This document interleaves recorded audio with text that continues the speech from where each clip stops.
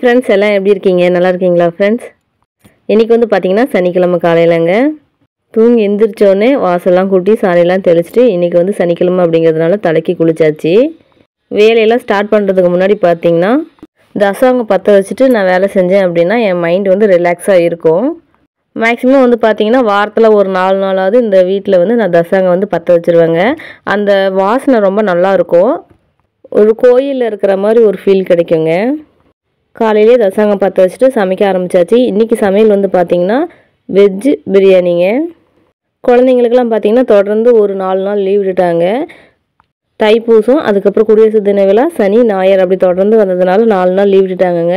குழந்தைங்க 2 பேருமே செம ஹாப்பியாக விளாண்டுட்ருக்காங்க. காலையிலேயே சமைச்சு முடிச்சாச்சு. என்னுடைய கணவர் வந்து பார்த்திங்கன்னா ஹேர் ஆயில் வந்து நேற்று நான் ரெடி பண்ணியிருந்தேன். அதை வந்து உடனே ஃபில்ட்ரு பண்ணி எல்லாம் எடுத்து வச்சிட்ருக்கிறாரு. உடனே மாற்றிடணுங்க. ஏன்னா குழந்தைங்க இருக்கிறதுனால கேர்லெஸ்ஸாக விட்டுட்டோம் அப்படின்னா எண்ணெய் வந்து ரொம்பவே சிந்திடும். அதனால் அப்பப்போ நாங்கள் ஃபில்ட்ரு பண்ணி உடனே பாட்டிலில் மாற்றிடுவோம்.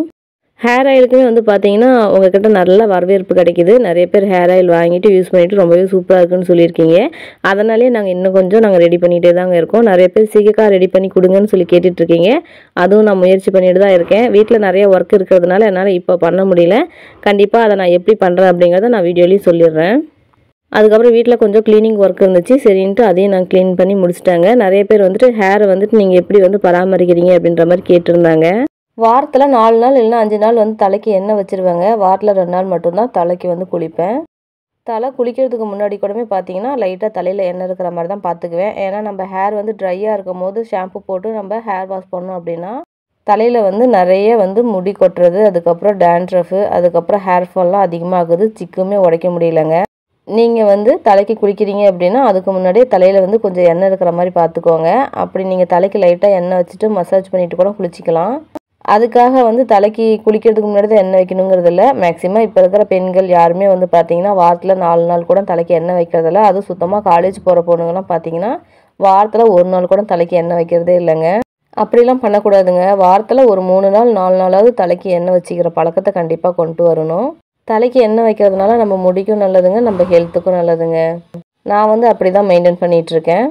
அதுக்கப்புறம் பார்த்தீங்கன்னா தலை வாரிட்டு அதுக்கப்புறம் குட்டிமாவுக்கு சாப்பாடு விட்டுட்டு நானும் சாப்பிட்டுட்டு இன்றைக்கி வந்து கொஞ்சம் பார்த்தீங்கன்னா ப்ளவுஸ்லாம் ரொம்ப நாளாகவே கட் பண்ணி தைக்கணும்னு நினச்சிட்டு இருந்தாங்க. டைமே இல்லை. சரி அட்லீஸ்ட் இன்றைக்கி ஒரு 2 ப்ளவுஸாவது கட் பண்ணி தைக்கலான்னு சொல்லிட்டு மார்க் பண்ணி கட் பண்ணிகிட்ருக்கேங்க. ஃபஸ்ட்லாம் வந்து பார்த்திங்கன்னா நியூஸ் பேப்பரில் கட்டிங் போட்டு வச்சுருவேன். குட்டிமா வந்து கொஞ்சம் வளர பார்த்திங்கன்னா வீட்டில் வந்துட்டு எந்த ஒரு பேப்பர் இருந்தாலும் எடுத்து கிழிச்சு போட்டுறாங்க. அதனால் கட்டிங் போட்டு எடுத்து வைக்க முடியலங்க. ஆனால் அப்படி நியூஸ் பேப்பரில் கட்டிங் போட்டு வச்சிட்டோம் அப்படின்னா நமக்கு வந்து இந்த மாதிரி கட் பண்ணுறது கொஞ்சம் ஈஸியாக இருக்கும். கிளாத்தை விரித்து போட்டு அதுக்கு மேலே நியூஸ் பேப்பர் எடுத்து வச்சு மார்க் பண்ணி கட் பண்ண ரொம்ப ஈஸியாக இருக்குங்க. நிறைய பேர் வந்து பார்த்திங்கன்னா stitching video and cutting video போடுங்கன்னு சொல்லிட்டு இருக்காங்க. கண்டிப்பாக போடுறேங்க. ஆனால் இப்போ கொஞ்சம் ஒர்க் இருக்கிறதுனால என்னால் பண்ண முடியல. ஹேர் ஆயில் பிஸ்னஸ், குழந்தைங்க, வீடு எல்லாத்தையும் பார்த்துட்டு கொஞ்சம் எனக்கு ஒர்க்கு ஹெவியாக இருக்குது. நான் கொஞ்சம் ஃப்ரீ ஆகிட்டு நான் கண்டிப்பாக அந்த வீடியோ நான் போடுறேன். எனக்கு வந்து பார்த்திங்கன்னா எனக்கு ஸ்டிச் பண்ணுறதை விடவே கட்டிங் போடுறது கொஞ்சம் கஷ்டமாக இருக்கும். கட் பண்ணி வச்சுட்டேன் அப்படின்னா ஒரு நாளைக்கு 4 ப்ளவுஸ் 5 ப்ளவுஸ் கூட அடிச்சிடுவாங்க. லைனிங் ப்ளவுஸுமே ரொம்ப சூப்பராக தைப்பேன். எனக்கு தைக்கிறது ரொம்பவே பிடிக்கும். ஆனால் கட்டிங்கும் அந்த கொக்கி கட்டுறது மட்டும்தாங்க எனக்கு கொஞ்சம் லேசியாக இருக்கிற மாதிரி ஃபீல் ஆகும்.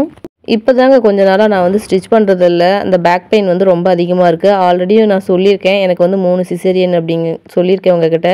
அந்த சிசேரியன் பண்ணதுக்கப்புறம் பார்த்தீங்கன்னா இப்போ எனக்கு ரொம்ப நேரம் உட்காந்து ஸ்டிச் பண்ண முடியலங்க. இடுப்புலாம் ரொம்ப வலி எடுக்குது, தண்டுலாம் ரொம்ப வலிக்குது. அப்படிங்கிறதுனால தான் அதிகமாக நான் வந்து ஸ்டிச் பண்ணுறதில்ல.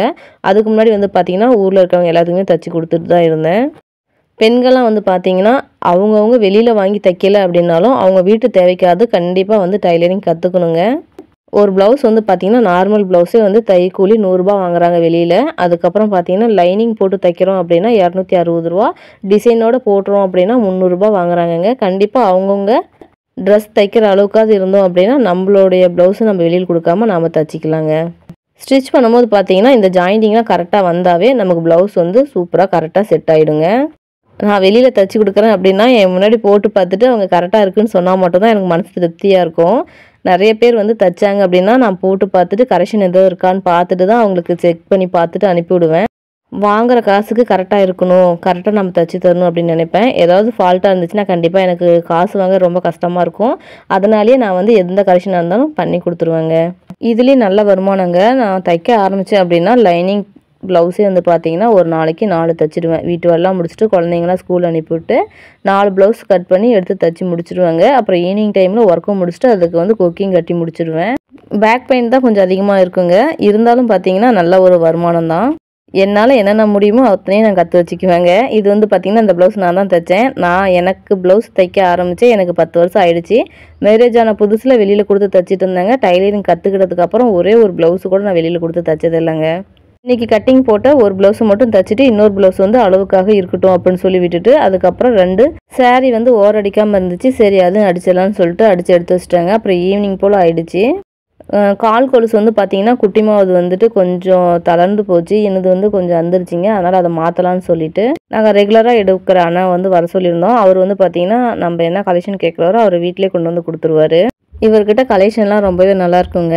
வெள்ளி மட்டும் இல்லைங்க, கோல்டும் கலெக்ஷனும் அவர்கிட்ட நிறைய இருக்கும். நம்ம என்ன கேட்குறோமோ அந்த கலெக்ஷன் கொண்டு வந்து கொடுப்பாரு. இப்போ வந்து பார்த்திங்கன்னா நான் கால் கொலுசு தான் கொண்டு வர சொல்லியிருந்தேன். இந்த கொலுசு தாங்க நான் செலெக்ஷன் பண்ணியிருந்தேன். எனக்கு வந்து இது கொஞ்சம் சிம்பிளாகவும் இருந்துச்சு, நல்லாவும் இருந்துச்சு. அதனால் நான் இது எனக்கு எடுத்துக்கிட்டேன். அப்புறம் அத்தையும் பார்த்திங்கன்னா ரொம்ப நாளாகவே கால் கொலுசு பிஞ்சிருச்சுன்னு சொல்லிட்டு போடவே இல்லை. அத்தை வந்து பார்த்திங்கன்னா மேக்ஸிமம் அதிகமாக கால் செயின்லாம் போட்டதே இல்லைங்க. சரி இந்த டைம் நம்ம எடுத்து கொடுக்கலாம் அப்படின்னு சொல்லிட்டு நானே வந்து மாற்றி கொடுத்துலான்ட்டு எடுத்தேங்க. இந்த பட்டையாக இருக்கிறது வந்து பார்த்திங்கன்னா அத்தைக்கு எடுத்திருக்கேன். அந்த மெலிசாக இருக்கிறது எனக்கு. இது வந்து பார்த்திங்கன்னா குட்டிமாவுக்குங்க. எங்கள் 2 பேர்த்ததை விடவே குட்டிமாவு தாங்க கொஞ்சம் பெரிய சைஸு. அப்புறம் குட்டிமாவோட கால் கொலுசு என்னது, அப்புறம் அத்தை இது குட்டிமாவது வந்து இடுப்புக்கு போடுறது வந்து அம்மா வீடு எடுத்து கொடுத்துருந்தாங்க. அது எல்லாமே சேர்த்து மாற்றிட்டு புதுசாக எடுத்துக்கலான்னு தாங்க பிளான் பண்ணி எடுத்துருந்தேன். பழசு வந்து பார்த்திங்கன்னா எங்களுது 1/4 கிலோவுக்கு மேலே வந்துருந்துச்சு. இப்போ எடுத்தது வந்து பார்த்திங்கன்னா 1/4 கிலோவுக்கு ஒரு 3 கிராம் தாங்க கம்மி. இது கூடவே வந்து பார்த்திங்கன்னா மெட்டியும் எடுத்திருந்தேன். இந்த ஒரு மெட்டி மட்டும் வந்து பார்த்திங்கன்னா 1000 ரூபாய்ங்க. மெட்டி எடுத்து ரொம்ப நாள் ஆகிடுச்சு, தேஞ்சிச்சின்னு சொல்லிட்டு சரி மெட்டி எடுத்துக்கலான்னு எடுத்துக்கிட்டேங்க. அப்புறம் அத்தைக்கு மெட்டி எடுத்து கொடுத்தேன். அத்தை வந்து பார்த்திங்கன்னா மேக்ஸிமம் கால் செயின்லேருந்து எதுவுமே வந்து அது பெருசாக ஒன்றும் எதிர்பார்த்துக்க மாட்டாங்க. அவங்க ரொம்பவே சிம்பிளாக தான் இருப்பாங்க. எந்த ஒரு சூழ்நிலையிலுமே நமக்கு ஒரு பெண் குழந்தை இல்லை அப்படின்ற வருத்தம் அவங்களுக்கு இருந்துடக்கூடாது 2 பேர்த்துக்குமே. அப்படிங்கிறதுனால என்னால் என்ன முடியுமோ அதை நான் கரெக்டாக பார்த்துட்டு தாங்க இருக்கேன். எங்கள் அப்பா அம்மா நான் எப்படி பார்த்துக்கணுமோ அதே மாதிரி தான் அவங்களையும் நான் கவனிச்சிட்ருக்கேன். அவங்களும் உரிமையாக தேவி இதை செய், இதை செஞ்சு கொடு, அதை பண்ணு அப்படின்ற மாதிரி சொல்லுவாங்க. அதனால் நாங்கள் வந்துட்டு எப்பயுமே நல்லா தாங்க இருக்கோம். அத்தைக்கும் எடுத்து கொடுத்துட்டு அப்புறம் குட்டிமாவும் நாங்களும் வாங்கிட்டோங்க. குட்டிமா வந்துட்டு உடனே எனக்கு கால் கொலுசு போடணுன்னு சொன்னாங்க. சரின்ட்டு அவங்களுக்கு போட்டு விட்டாச்சுங்க. எனக்கு வந்து பார்த்திங்கன்னா பெண் பிள்ளைங்கள ரொம்ப பிடிக்குங்க. அதுக்கு ஆண் பிள்ளைங்கள்லாம் பிடிக்கலன்னு அப்படின்னு அர்த்தம் இல்லைங்க. ஆம்பளை பசங்களையும் பிடிக்கும். ஆம்பளை பசங்களை விடவே பெண் பிள்ளைங்களை வந்து எனக்கு ரொம்ப பிடிக்குங்க. அதுக்கப்புறம் பார்த்தீங்கன்னா அத்தைக்கு காலுக்கும் கொலுசும் போட்டு விட்டு மெட்டியும் போட்டு விட்டாச்சுங்க. அதே போல் என்னுடைய காலுக்கும் மெட்டியும் கொலுசும் போட்டு விட்டாச்சுங்க. அத்தையோட மெட்டி என்னோட மெட்டிக்கெலாம் சேர்த்து டோட்டலாக வந்து 2200 ரூபாய் கொடுத்துருந்தாங்க. அதுக்கப்புறம் பழைய செயின்லாம் போட்டுட்டு புது செயின் எடுக்கும் போது எக்ஸ்ட்ரா வந்து 6500 ரூபாய் கொடுத்துருந்தோங்க. என்னுடைய கொலுசு குட்டிமாவோடையது, அத்தையோட கொலுசெல்லாம் எப்படி இருக்குன்னு சொல்லிட்டு கமெண்ட் பாக்ஸில் கமெண்ட் பண்ணுங்கள். எவ்வளோ பிஸியாக இருந்தாலும் சரிங்க, ஹேர் ஆயில் வந்துட்டு உடனே பேக் பண்ணி நாங்கள் ரெடி பண்ணி அனுப்பணும். ஏன்னா அது ஒரு பிஸ்னஸ் அப்படிங்கும்போது கரெக்டாக அது டைமுக்கு நம்ம பண்ணோம் இல்லைங்களா. அன்னன்னைக்கு எடுக்கிற ஆர்டரை அன்னன்னைக்கு நாங்கள் கொரியர் போட்டு ரெடி பண்ணி அனுப்பி விட்ருவோங்க. இன்றைக்கி அதே போல் ஹேர் ஆயிலாம் ரெடி பண்ணி பேக் பண்ணி கொரியர் ஆஃபீஸ்க்கு போட்டாச்சு. என்னுடைய கணவரும் மாமனாரும் சனி சந்தைக்கு போயிட்டு கெடா பிடிச்சிட்டு வந்துட்டாங்க. கெடா எதுக்காகன்னு பார்த்தீங்கன்னா நம்ம ஊரில் வந்து திருவிழா போட்டிருக்காங்கங்க. வேண்டுதல் இருந்துச்சு, சரி அதை நிறைவேற்றுறதுக்காக கெடா பிடிச்சிட்டு வந்துருந்தாங்க. ரேட் பார்த்தீங்கன்னா 13,000ங்க. ஆல்ரெடி கொத்தமல்லி தலை வந்து 2 கத்தை வாங்கிட்டு வந்து தொக்கு செய்யலான்னு ரெடி பண்ணியிருந்தாங்க. ஆனால் அது செய்ய முடியல. அதுக்குள்ளே தாத்தா இறந்துட்டாங்க அப்படின்னு சொல்லிட்டு ஊருக்கு போயிட்டு வந்துடுறாங்க. அந்த கொத்தமல்லியெல்லாம் அழுகிடுச்சு. சரி இன்றைக்கி செய்யலான்னு சொல்லிட்டு ஒரு கத்தை வாங்கியிருந்தாங்க. அதை நான் எப்படி செய்கிறேன்னு சொல்லிட்டு சொல்கிறேன். கொத்தமல்லி தலையை வந்து பார்த்திங்கன்னா நல்லா அலசிட்டு அந்த அழுகி போன பீஸ்லாம் நம்ம எடுத்துகிட்டு இந்த மாதிரி கட் பண்ணி எடுத்துக்கணுங்க. ஒரு வெள்ளை துணி இல்லைன்னா ஏதாவது ஒரு நார்மலான கிளாத் ஒன்று எடுத்துக்கிட்டு நல்லா அது மேலே நம்ம கட் பண்ணி அலசி வச்ச கொத்தமல்லியை வந்து இப்படி போட்டு நல்லா பரப்பி விட்டுட்டு ஃபேன் போட்டுட்டோம் அப்படின்னா ஒரு 15 நிமிஷம் போல் விட்டுட்டோம் அப்படின்னா நல்லாவே ட்ரை ஆகிடுங்க. ஈரப்பதம் இல்லாமல் இருக்கணும், அதாவது தண்ணி இல்லாமல் இருக்கணுங்க. அந்த மாதிரி எடுத்துக்கணும். அது நல்லா ட்ரை ஆனதுக்கப்புறம் பார்த்தீங்கன்னா இந்த மாதிரி ஒரு கப்பை எடுத்துக்கோங்க. மெஷர்மெண்ட்டு கப்பாக எடுத்துக்கோங்க. இந்த கப்பில் வந்து பார்த்தீங்கன்னா எடுத்துக்கிட்டோன்னா 1 கப் அளவுக்கு எனக்கு கொத்தமல்லி தலை வந்துருந்துச்சு. அதே கப்பில் நம்ம எல்லா அளவும் எடுத்துக்கலாம். அந்த கப்பில் வந்து பார்த்தீங்கன்னா இப்போ 1/2 கப் அளவுக்கு நான் மிளகாய் எடுத்திருக்கேங்க, வரமிளகா. இந்த மிளகாய் வந்து பார்த்தீங்கன்னா காரம் கொஞ்சம் மீடியமாக தான் இருக்கும். அதனால் 1/2 கப் எடுத்திருக்கேன். உங்களுக்கு காரம் அதிகமாக இருக்குன்னா நீங்கள் 1/4 கப் அளவு கூட எடுத்துக்கலாம். இல்லை உங்கள் மிளகாய் வந்து காரம் இன்னமும் கம்மியாக தான் இருக்குன்னா நீங்கள் 3/4 கப் அளவு கூட எடுத்துக்கலாங்க. 1 கப்பு கொத்தமல்லி தலைக்கு 1/4 கப் அளவுக்கு நம்ம புளி எடுத்துக்கலாங்க. இந்த புளியில் வந்து பார்த்திங்கன்னா தூசு குப்பை எல்லாம் இருக்கும், அதெல்லாம் க்ளீன் பண்ணி எடுத்துக்கணும். முக்கியமாக வந்து புளியில் கொட்டை இல்லாமல் எடுத்துக்கணுங்க. ஏன்னா நம்ம கொட்டை பார்க்காமலே நம்ம போட்டு மிக்சியில் அரைச்சிட்டோம் அப்படின்னா தொக்கு வந்து சீக்கிரம் கெட்டுடும். அதனால் கொட்டை இல்லாமல் பார்த்து க்ளீன் பண்ணி எடுத்துக்கோங்க. இந்த தொக்கு வந்து பார்த்திங்கன்னா இட்லி, தோசை, சாதத்துக்கெலாம் செம்ம அட்டகாசமாக இருக்குங்க. இது வந்து 6 மாதம் 1 வருஷம் ஆனாலும் கெட்டு போகாமல் இருக்கும். நீங்கள் எந்த பதத்தில் செஞ்சு வைக்கிறீங்களோ அதை பொறுத்து வந்து எவ்வளோ நாளுக்கு வேணாலும் இருக்குங்க. புளியை இந்த மாதிரி நல்லா க்ளீன் பண்ணி எடுத்துக்கிட்டு நல்லா தண்ணி வந்து கொதிக்க வச்சு எடுத்துக்கலாங்க. ஒரு 2 டம்ளர் அளவுக்கு தண்ணி எடுத்துக்கோங்க. அதில் வந்து இந்த புளியை போட்டு நல்லா ஊற வச்சிடலாம். அது ஊறட்டும். அதுக்கப்புறம் ஒரு ஸ்டவ் ஆன் பண்ணி ஒரு பேன் எடுத்துக்கோங்க. அதில் வந்து பார்த்திங்கன்னா 1 டேபிள் ஸ்பூன் அளவுக்கு வந்து வெந்தயம், 1 டேபிள் ஸ்பூன் அளவுக்கு கடுகு சேர்த்துக்கலாங்க. நல்லா இதை பொன்னிறமாக வர வரலையும் நல்லா வறுத்து எடுத்துக்கணும். இந்த இதை வந்து பார்த்திங்கன்னா நம்ம பவுட்ரு பண்ணி எடுத்துக்க போகிறோம். இது வந்து தொக்குக்கு நல்ல ஒரு திக்னஸ் கொடுக்குங்க. அதுக்காக தான் டேஸ்ட்டு ரொம்பவே சூப்பராக இருக்கும். திரும்பவும் ஸ்டவ் ஆன் பண்ணி 1 டேபிள் ஸ்பூன் அளவுக்கு ஆயில் சேர்த்துக்கோங்க. ஆயில் நல்லா ஹீட் ஆனதுக்கப்புறம் நம்ம எடுத்து வச்ச கொத்தமல்லியை வந்து இதில் சேர்த்துட்டு நல்லா ஒரு வதக்கிக்கலாம். அதாவது எப்படின்னா ரொம்ப நம்ம சதன்னு வதக்கணுங்கிறது இல்லை, லைட்டாக பச்சை வாசனை போகிற அளவுக்கு வதக்கினா போதுமானது. நல்லா இந்த மாதிரி வதக்கி எடுத்துட்டு அதே பேன் வந்துட்டு நம்ம அதில் வரமிளகா போட்டு வறுத்துக்க போகிறோங்க. இப்போ பாருங்கள், கொத்தமல்லி தலையை வந்து நல்லா நம்ம வதக்கி எடுத்துட்டோம். இதில் வந்து நம்ம கட் பண்ணி எடுத்து வச்ச வரமிளகா வந்து இதில் சேர்த்துடலாம். வரமிளகா வந்து ரொம்ப கலர் சேஞ்ச் ஆகிற மாதிரி வதக்கிடக்கூடாது. ஒரு 30 செகண்ட் 40 செகண்ட் போல் வறுத்தா போதுங்க. இப்போ நம்ம ஒரு மிக்ஸி ஜார் எடுத்துக்கலாம். அதில் நம்ம வதக்கி வச்ச கொத்தமல்லி தலையை சேர்த்துக்கலாங்க. அது கூடவே நம்ம வறுத்து எடுத்து வச்ச வரமிளகாவையும் சேர்த்துடலாம். வரமிளகா பாருங்கள், இந்த அளவுக்கு மட்டும் வறுத்தாவே போதும்.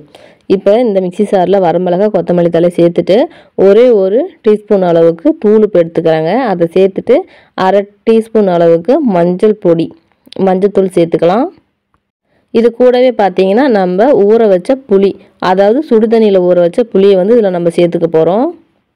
சேர்த்துட்டு இது நல்லா அரைச்சிட்டு வரணுங்க. கண்டிப்பாக நம்ம அப்படியே அரைக்கும் போது வந்துட்டு ரொம்ப நைஸாக அரைக்க முடியாது. இந்த சுடு தண்ணி இருக்குது இல்லைங்களா, அதாவது இந்த புளி ஊற வச்ச தண்ணி, அதை வந்து இதோடு சேர்த்து நம்ம அரைச்சிக்கலாம். எக்காரணத்தை கொண்டு நம்ம பச்சை தண்ணி ஊற்றக்கூடாது, சுடு தண்ணி மட்டும்தான். அந்த புளி ஊற வச்ச தண்ணியை மட்டும் நம்ம இதில் ஊற்றி அரைச்சிக்கலாம். அதே போல் வறுத்து வச்ச வெந்தயம், கடுகு இது ரெண்டையுமே நம்ம பவுட்ரு பண்ணி எடுத்துக்க போகிறோங்க. இப்போ பாருங்கள், கொத்தமல்லியில் நல்லா சூப்பராக அரைச்சி எடுத்துகிட்டு வந்தாச்சு. அதே மாதிரி கடுகு, வெந்தயம் பவுட்ரு பண்ணிட்டோங்க. இந்தாண்ட வந்து பார்த்திங்கன்னா பூண்டு ஒரு 10 பல் போல் நல்லா தட்டி எடுத்து வச்சுருக்கேங்க. இப்போ ஸ்டவ் ஆன் பண்ணி ஒரு பேன் எடுத்துக்கோங்க. இல்லை இரும்பு கடாய் இருந்துச்சுன்னா நீங்கள் இரும்பு கடாய் கூட எடுத்துக்கலாம். அதில் வந்து ஒரு 200 ml போல் எண்ணெய் சேர்த்துட்டு எண்ணெய் நல்லா சூடானதுக்கப்புறம் கடுகு சேர்த்துடலாம். கடுகு வந்து 1 டேபிள் ஸ்பூன் அளவுக்கு சேர்த்துக்கோங்க. சேர்த்துட்டு அது நல்லா பொரிஞ்சதுக்கப்புறம் நம்ம தட்டி எடுத்து வச்ச பூண்டு பல்லை வந்து இதில் சேர்த்துடலாங்க. இது கூடவே வாசனைக்காக ஒரு 3 வரமிளகாய் நான் சேர்த்துருக்கேன். பூண்டு வந்து பார்த்திங்கன்னா இந்த எண்ணெயிலே நல்லா பொரியணுங்க. அப்போ தான் டேஸ்ட்டு ரொம்பவே சூப்பராக இருக்கும்.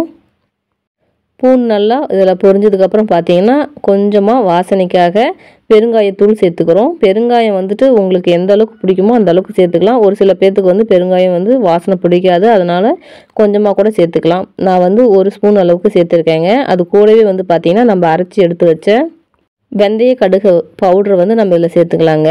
எண்ணெயிலே சேர்த்துக்கணும். பெருங்காயமும் கண்டிப்பாக போடணுங்க. இதை நல்லா சேர்த்துட்டு நல்லா கலந்து விட்டுருங்க. அதுக்கப்புறம் பார்த்திங்கன்னா நம்ம அரைச்சி எடுத்து வச்ச இந்த விழுதை வந்து இதில் சேர்த்துடணும். பாருங்கள், இந்த அளவுக்கு திக்காக இருந்தால் போதும், ரொம்ப தண்ணி போல் இருக்கக்கூடாது. இந்த அளவுக்கு இருந்தால் போதும். இப்போ இதில் சேர்த்துட்டு இதில் தேவையான அளவுக்கு உப்பு சேர்த்துக்கலாம். ஆல்ரெடி பார்த்திங்கன்னா நம்ம அரைக்கும் போதே கொஞ்சம் உப்பு சேர்த்துருக்கோம். இப்போ தேவைக்கேற்ப உப்பு சேர்த்துக்கோங்க. உப்பு சேர்த்துட்டு நல்லா கலந்து விடணும். எண்ணெய் வந்து பார்த்திங்கன்னா நான் வந்து கொஞ்சம் கம்மியாக தான் சேர்த்துருக்கேன். உங்களுக்கு இன்னும் எண்ணெய் வேணும்னா நீங்கள் சேர்த்துக்கலாம். ஏன்னா நம்ம தொக்கு கெட்டு போகாமல் இருக்கணும் அப்படின்னா எண்ணெய் கொஞ்சம் அதிகமாக இருந்தால் அவ்வளோ சீக்கிரம் கெட்டு போகாது. பார்க்கும் போதே வாயில் எச்சி ஊறுங்க, அந்த அளவுக்கு இருக்கும் இதோட லுக்கு. நல்லா கலந்து விட்டுட்டே இருந்தோம் அப்படின்னா இந்த எண்ணெயெல்லாம் கொஞ்சம் கொஞ்சமாக பிரிஞ்சு மேலே வருங்க. ஒரு 1/4 மணி நேரம் போல் ஆகும். நம்ம இது வந்து ஹை ஃப்ளேமில் வைக்கக்கூடாது, மீடியமில் வச்சுக்கலாம், இல்லை லோ ஃப்ளேமில் வச்சு குக் பண்ணலாம். பாருங்கள், ஓரம்லாம் எண்ணெய் வந்து பிரிஞ்சு வர ஆரம்பிச்சிருச்சு. இப்போ வந்து உங்களுக்கு பார்க்கும்போது எண்ணெய் கம்மியாக இருக்கிற மாதிரி தான் இருக்கும். ஒரு 1 வீக் கழித்து பார்த்தோம் அப்படின்னா இதில் வந்து எண்ணெய் கொஞ்சம் பிரிஞ்சு மேலே வந்துடுங்க. எனக்கு வந்து இந்த எண்ணெய் போதுமானதாக இருந்துச்சு, அதனால் கம்மியாக தான் ஊற்றிருக்கேன். உங்களுக்கு வேணும்னா இன்னும் கொஞ்சம் ஊற்றிக்கலாம். பாருங்கள், இந்த பதம் வந்ததுக்கப்புறம் பார்த்தீங்கன்னா நம்ம ஸ்டவ் ஆஃப் பண்ணிடலாம். இந்த தொக்கு ஆறுனதுக்கப்புறம் ஒரு கண்ணாடி பாட்டிலில் போட்டு வச்சுட்டோம் அப்படின்னா ரொம்ப நாளைக்கு கெட்டு போகாமல் இருக்குங்க. ஒரே ஒரு ஸ்பூன் அளவுக்கு எடுத்துக்கிட்டோம் அப்படின்னா கூட ஒரு தட்டு நிறைய சாப்பாடு வந்தால் கூட அந்த தொக்குலேயே நம்ம சாப்பிட்டு முடிச்சிடலாம். ரொம்பவே சூப்பராக இருக்கும். நீங்களே இதை ட்ரை பண்ணி பாருங்கள். ஜெய்குட்டி வந்து பார்த்தீங்கன்னா வாம்பலூருக்கு போயிட்டு வந்தாங்க. வரும்போது நொறுக்கல் வாங்கிட்டு வந்திருந்தாங்களாங்க. செம்ம டேஸ்ட்டாக இருந்துச்சு. நானும் சாப்பிட்டேன். ஃபைனலாக வந்து பார்த்தீங்கன்னா அந்த நம்ம ரெடி பண்ண தொக்கை வந்து போட்டு குழந்தைங்களுக்கு ஊட்டி விட்டு நானும் சாப்பிட்டுட்டேங்க. செம்ம டேஸ்ட்டாக இருக்குது. நீங்களும் ட்ரை பண்ணி பாருங்கள். இன்றைக்கி வந்துட்டு இந்த விலாக் இதோட முடியுது. மீண்டும் ஒரு அழகான வீடியோவில் சந்திப்போம். நன்றி, வணக்கம்.